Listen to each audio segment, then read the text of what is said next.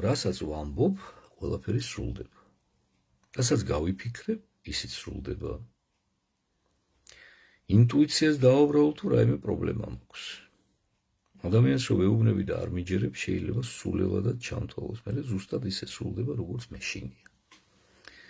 დღეს რაღაცა რთული შეკითხვების დღე ყოფილა. აქაც დაახლოებით იგივე ამბავია კეთილ ადამიანს.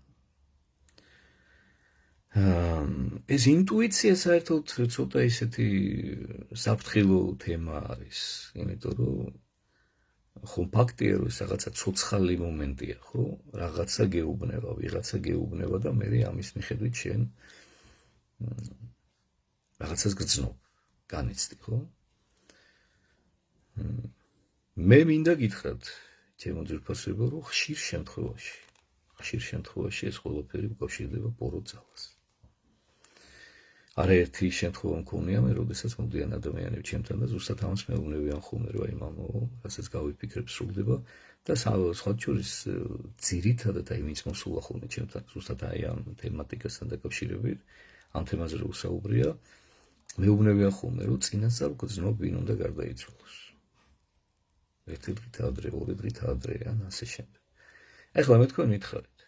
აი შეიძლება ეხლა ღმერთისაგან იყოს ეს დაფიქრდით თქვენ თვითონ. ხე ნაყოფით შეიცნობა უფალი გეუბნება. აი თქვენ რაიმე სარგებელი გაქვთ ამეთი სულიერი? პირიქით, რამდენიც მოსულა ესეთი ადამიანი, ყველას უთქვამ სათითაოდ, რომ დავიღალე მამო, აღარ შემიძლია, ძალიან ცუდად გრძნობ თავსო რა. უკვე დაძინების მე შინია. სიზმარში ვნახულობ ვინ უნდა გარდაიცვალოს. აი შეიძლება ხე ეს იყოს ღვთისაგან. წარმოუდგენელია ჩემო ძვირფასებო. ბოროტი ძალა გეთამაშებათ, იცოდეთ. ამიტომ მაინც და მაინც ახლა ამ ინტუიციებს და იმერებს უნდა უჯერებთ რა. ინტუიციები ხშირ შემთხვევაში იცოდეთ რომ ბოროტისაგან არის, ხშირ შემთხვევაში. თუმცა რა თქმა უნდა არ არის გამორიცხული რომ უფალმას წინასწარ გაგრძნობინოს რაღაცა გაგაფრთხილოს რაღაცა მოსაუბრნელ საფრთხესთან დაკავშირებით და ესეთებიც ხდება კი ბატონო.